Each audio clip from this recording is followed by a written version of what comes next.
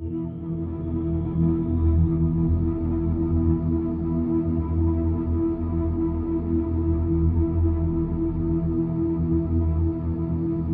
back, everybody. So my next movie review for you is A Knight's Tale. So A Knight's Tale was released on the 31st of August 2001.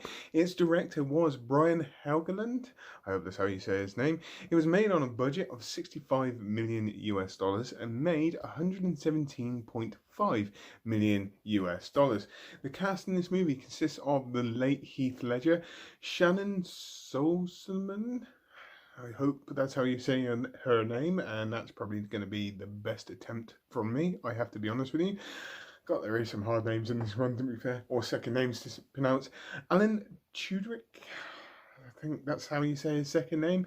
Mark, Andy, Rufus Sewell, we got Paul Bettany, plus many, many others. So in this Knight's Tale movie, we follow a character called William who finds out his master, Sir Ector, is dead, and basically he starts to impersonate him to enter jousting tournaments. The first one he actually enters, he actually wins and makes a decision to start entering more tournaments in this movie. And there are some other little subplot lines going on in this movie, but once again, I'm not going to say too much just in case you haven't seen it, and I don't want to spoil it for you. But what do I honestly think about this movie? It's one of my favourites, to be fair. Yes, okay, it came out in 2001, but it's a movie which I can quite happily go back to and just watch over and over again. It gives me a very, very good feel-good factor, and it does play out on your emotions. Not play on your emotions, it does make you feel emotional every now and again, and I'll get into these reasons right about now.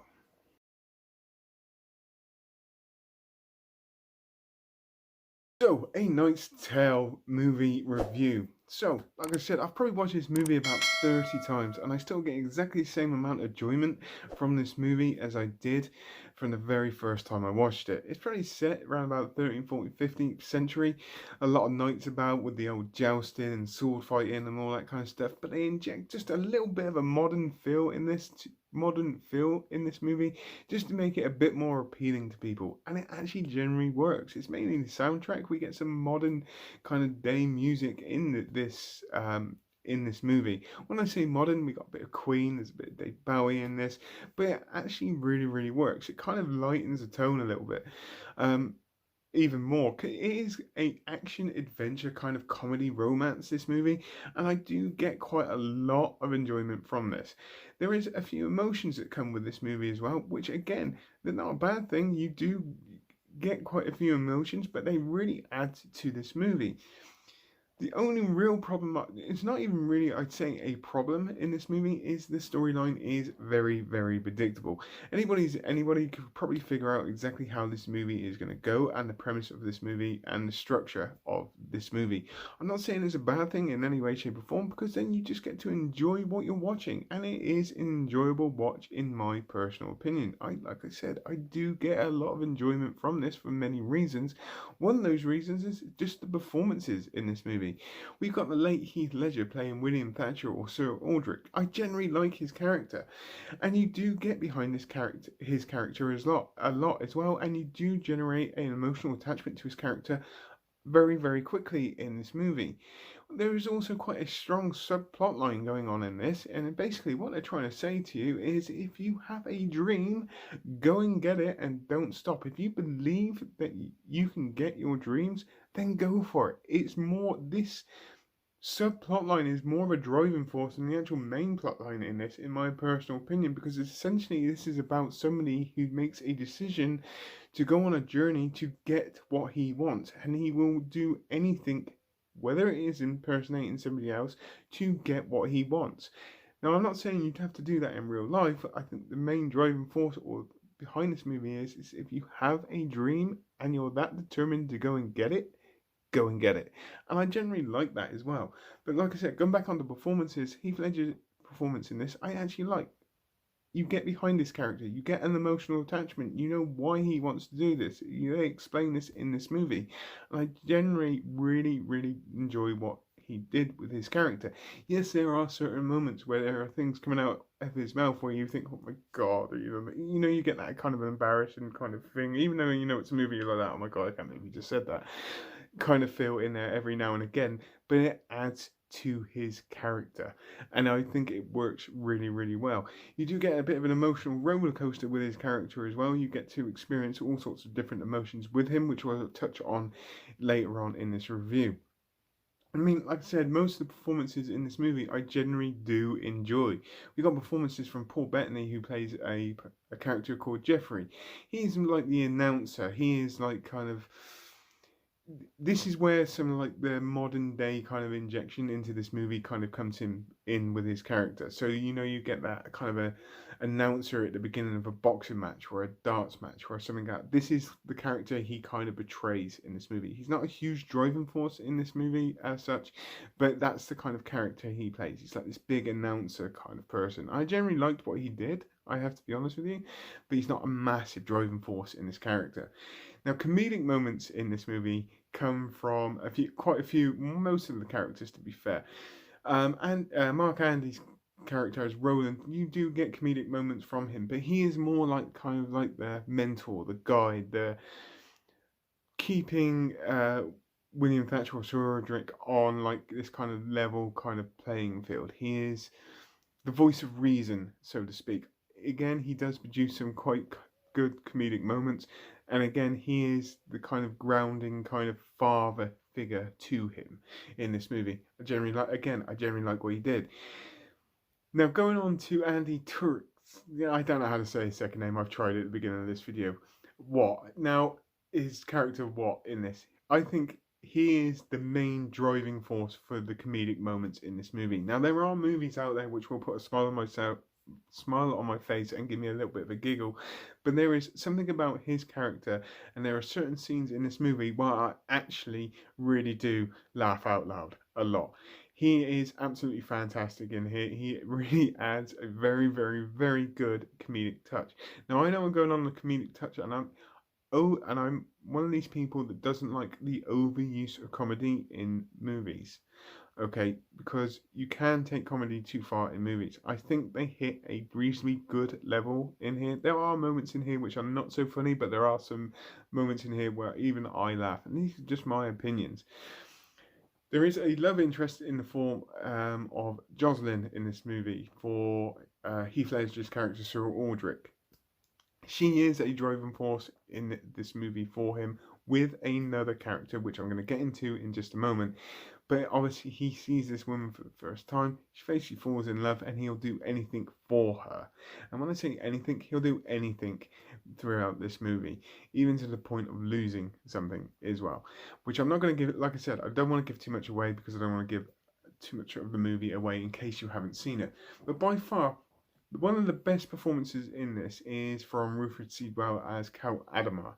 Okay, now I am not going to lie, you do generate quite a lot of hate for this character in this movie. He is very, very arrogant. He's very, very cocky, very, very cynical, and you do generate a lot of hate for him in this movie. And he is another driving force for Sir Aldrich in here. There is a rising tension throughout the whole of this movie, which I actually find quite enjoyable as well, because you can see the determination on both faces, but you know which one you're behind, which is Sir Aldrich, because you know he's after that dream, and you know that Count Adamar is his one obstacle to get to that dream. And there is growing anger in this movie, and it's one of those added emotions in this movie, just makes it even more an enjoyable watch. But Rufus Sewell's character in here, like I said, you do gather that hate, but you also get that sense of feeling that he's actually playing quite a good villain. If a person can betray a character and you can generate hate towards that character that easily, I actually genuinely liked him as a villain in here. I think he was absolutely fantastic because he also knew in this movie he was going to struggle to beat Sir Aldrich in jousting. So he had to find other ways, and he becomes this very, very sadistical kind of will not stop at anything kind of character to get what he wants, whether it's the woman or to beat him in jousting or just to create as many problems for him as he possibly can.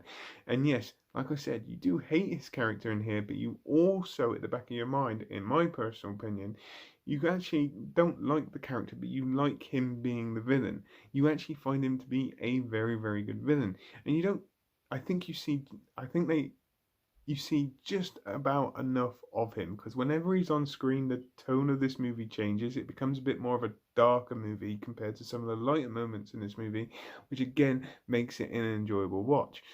I generally like the performances in this movie. I really, really did. Mainly Heath Ledger's Rufus Sewell's characters in it. Absolutely fantastic. I think they played off each other really, really well.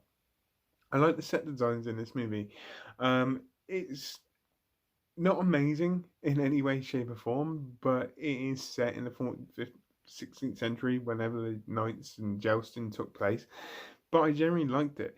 Exactly the same as the soundtrack in this movie. You get that kind of uplifting, kind of emotional kind of background music in here, which really adds to this, which then leads on to that kind of the emotional kind of roller coaster you get from this. Now, like I said, with Heath Ledger's character, you get behind this character very, very quickly, and you get that emotional attachment.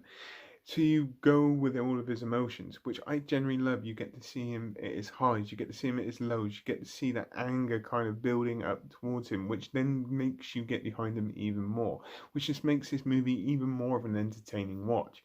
I could go on about this movie for at least another 10 minutes, but I'm trying to shorten these movie reviews down a little bit.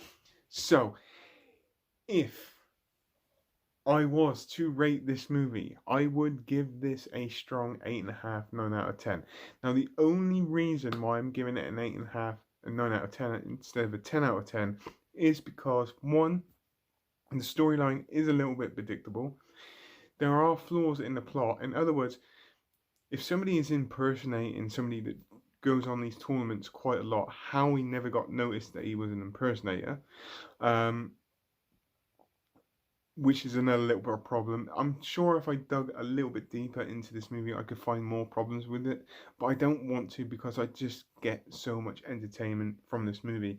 And this is why I'm trying to sell this movie to people that haven't seen it because, in my personal opinion, I get enjoyment from it.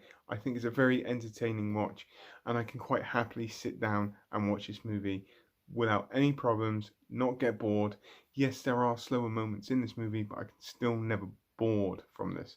The performances in this are absolutely fantastic. Like I said, main character Heath Ledger's Sir Aldrich William Thatcher. You get behind him. You get to follow his emotional roller coaster, even to certain parts in this movie with his father, which I'm not going to get too into depth with. I don't, especially if you haven't seen it. I want you just to experience this movie by yourself and feel the emotion for yourself. And Rufus Sewell's character as Count Adamar. Adamar's character in here, absolutely fantastic as a villain. Even though you do get that hate, you still actually kind of go, he's actually a pretty good villain. And I generally like that. So, on that note, please tell me what you think. Put it in the comments down below as normal. If you haven't seen this movie, I do recommend this movie. Watch the movie, come back, tell me what you think. Put it in the comments down below. If you have seen this movie, please, as normal, put it in the comments down below. Please stay tuned for 5 bonus facts to do with A Knight's Tale, which are coming up right about now.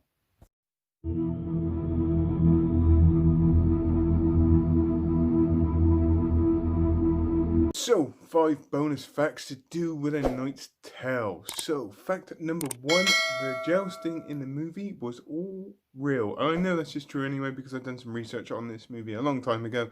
And I actually generally like that because it just shows some this good old-fashioned stunt work. And there's actually some proper people that did actually joust for like a hobby or for a living in this movie. They're the people that do the jousting in this movie. It's a nice little touch added to the movie. And like I said, good old-fashioned stunt work. I do love that in a movie.